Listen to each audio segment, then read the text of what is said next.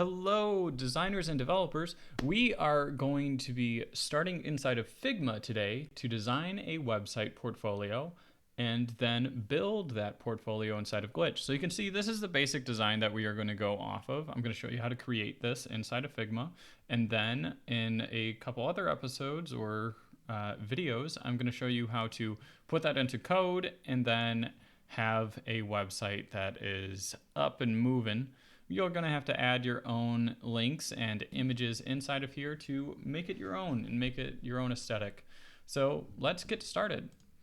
So I'm just going to keep this on the same page. So I have these reference images over here. And when we start a design inside of Figma, we start by adding a frame.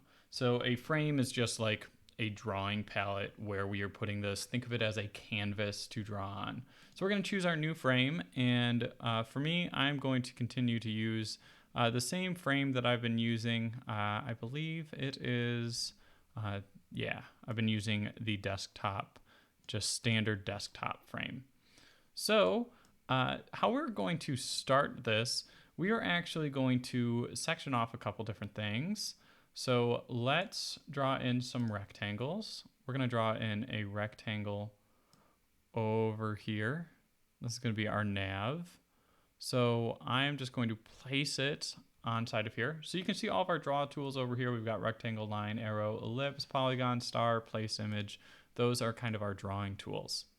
Now for this, we want the width to be fully across, and we're going to change the height to 120. Then I'm going to take the color, and let's choose something similar to the other color I had, something that still would have white pop up. Maybe I'll do a green this time. I've done red and blue. Let's do a green. Cool. So this is going to be our nav bar, and this is a nice little placeholder over here for us to add our text into. So now to add text, we're just going to click our text box, and then I'm going to draw them over here, and then I'm going to throw it in later. So it's already set to the font that I want to use. I'm going to be using Oswald for the majority of this, and I'm going to set the font over here for 36. This is going to be my name, so Forberg right up there. Let's change the color of this too. We're going to make this white. And then instead of trying to resize and get the padding just right, one of the cool things about Figma is I can double click on my expansion box and it kind of drops it wherever I want. So I'm going to have this line up to center over here, and I'm just going to place that right over there. Now I don't exactly know where I want to place it. I want to turn on what I have over here, which are these grid columns. You can see this one doesn't have them shown right now, but they are on there. So in order to do that, I'm going to click on my frame right here. Mine is called Desktop 3. And I am going to select my grid layout. I'm going to add a new one. I'm going to change my property over here from grid over to columns. We are going to have 4 columns. Their width is going to be auto. The gutter is the spacing in between. I'm going to change that to 15, and the margins are 40. Cool. So that now has these columns that I can use as references to set up my document. So now that I have that, I'm going to drag this to start right over there. That's perfect. Once we get into using flexboxes and floats, it's going to allow us to easily line that up exactly where we want it.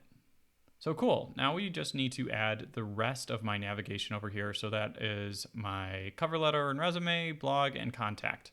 So I'm going to use that text tool again. I'm going to go over here and we're going to call CV plus resume.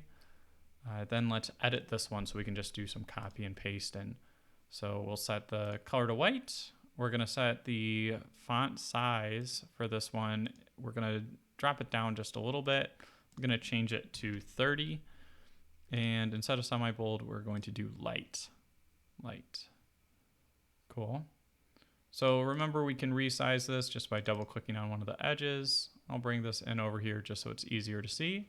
And then I'm going to command copy, command paste. And now I've got another one. I'll drag this until they are even. Command copy, command paste, and drag that over here. Now I can edit these. I'm gonna call this one blog, and this one over here, this is going to be contact. Cool. So now we want to have this spaced all the way over here, keeping it in line. If you're having trouble centering it, what you can actually do is with this selected, you can hold shift and highlight the other parts that you want to have centered, and then go over here and they have a quick centering, align centers. Cool. So now they're all aligned with each other, but we want to take all of that whole group and align it with this as well. So align centers over there. Cool.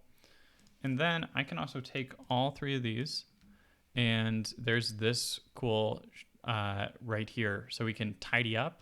When it does that, it evenly spaces them out throughout each other. Now this is kind of a larger gap, so I'm going to move this in till I get to a point that I really think that they're about spaced out. Move that a little bit more.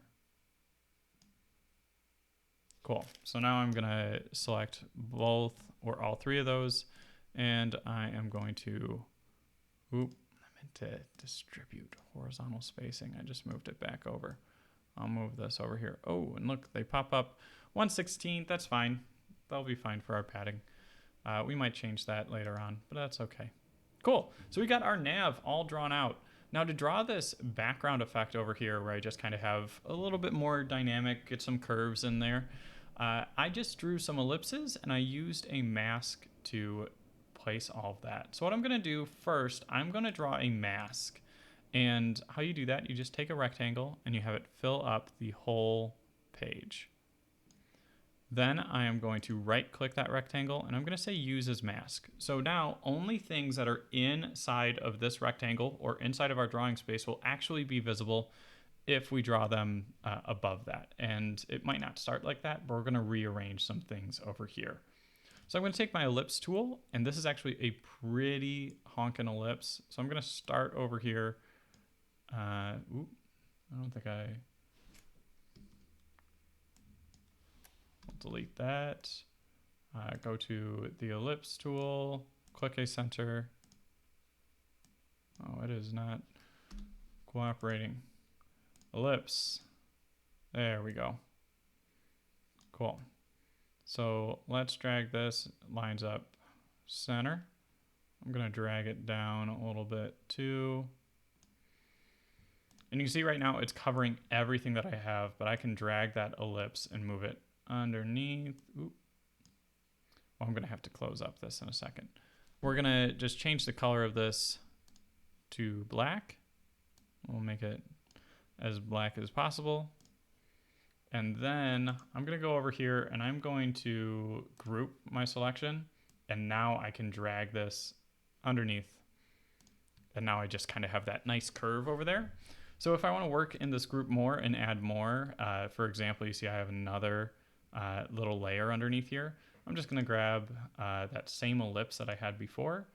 And I am going to, I will copy and paste this. So with it selected, Command copy, Command paste. And now I can move another one down. And this time I'm going to change the color to a little bit more gray. Cool. And then I can rearrange these ellipses, put it into this group, put it underneath this one. And there we go. That ellipse might be a little too dark of a gray. I'm going to lighten it up just a little bit. There we go. I like that a little better. Cool. So now I have got a little bit more of a fluid design over here. Again, nothing fancy, just showing you some of the tools that we can use inside of this. Now I want to make this text in the middle, and you can see this text box, it fits all the way around our two columns. It goes and stretches in between there. So when we set this up in CSS Grid, we're going to have this text element kind of fill up this whole space. So I'm going to grab my text box and I'm going to drag it until it snaps over there, and it's snapped over to this side, I believe. Yeah, looks good. Cool. So now for this one, we're going to keep it as Oswald 70 bold. This one is at 64, a little bit larger, and it's already centered over here. I'm going to change the fill color just so it's a little bit easier to read. And then I design modern websites and build robots. So you can put whatever you want inside of here. If you want to say I'm a student at so-and-so school, whatever it may be. Or if there's something else that you think is important, like maybe you also do art or photography and it might help you within your designing of websites. Yeah, and I'll move this up just about center. We're going to play around with that a little bit more. We're going to just auto center it once we create our CSS grid. All right, now I want these boxes that pop up, and you can see each of them occupies one of these columns that I have. So what I'm going to do, I am going to grab my rectangle tool, and I'm going to draw one rectangle, spans the whole thing. It should, yeah, there we go. Fit just about right. So its width is 329. I want this to be squared, so I'm also going to make this one 329. So now it's just a square over here. I'm going to do all my edits to it so I can copy and paste this across each of my columns. So for this, I do want to set the background to white, which is going to make it disappear. But that's okay, because then with it selected, I'm going to add an effect, and it's a drop shadow. Right now, that drop shadow is only going in one direction, so I'm going to turn off the Y, just make that 0. And then the spread, I'm going to make 5. And there we go. It is now going all the way around the shape. We've got that drop shadow. But I do have a little bit of a curve over here. So I'm going to go over to the radius, and I'm going to set that at 15. Cool. So now I've got that right there. And I am just going to copy and paste that, move it over. I'm going to do that whole align vertical trick in a second. So now highlight all of them and align them vertically. And there we go.